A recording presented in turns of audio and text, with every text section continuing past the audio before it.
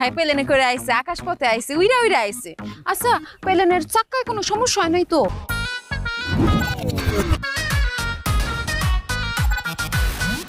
ভাগ্নে আসার সময় রাস্তায় তোমার কোনো সমস্যা নেই তো? ঠিক ছিল। আমি এখন মালা দিয়া তোমারে সম্বর্ধনা দিই। আমি যদি আগে জানতাম যে আমার বন্ধু ইটালি থেকে দেশে আইবো, আমি পুরো গ্রামটা লাল গালিচাতে বিছাই রাখতাম। একবার যদি আমার ভাগ্নে এলাকার চেয়ারম্যান হয়ে যায় তাহলে সর্বপ্রথম ফার্স্ট লেডি হবে তুমি। তো বাক স্বাধীনতা হরণ করা হইতেছে, এটা তো অন্যায়। আমি আমার এলাকায় আমি চেয়ারম্যান হওয়ার পর থেকে সবার বাক স্বাধীনতা আমি স্থাপন করব। লাল চা খাইতেছি, আশিক খাওয়াইলো, ও নাকি ওই চেয়ারম্যানের নির্বাচন করবো, এই লেগে আমাকে লাল চা খাওয়াইতেছে।